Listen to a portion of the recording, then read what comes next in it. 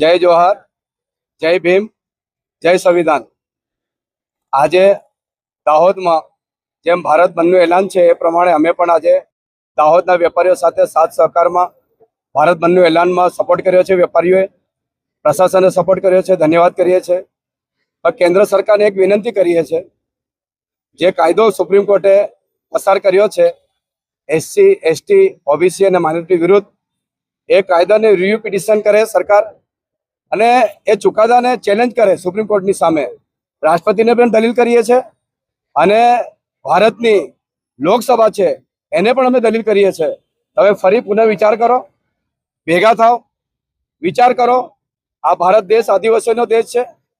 આદિવાસીઓને સતાવવામાં આવે, એ ચલાવી લેવામાં આવે તેમ નથી। ને મારી વિનંતી છે સરકારને કે તમે ફરી ભેગા થઈને આ નિર્ણયને નેસ્ત નાબૂદ કરો। જે હતું એ યથાવત છે।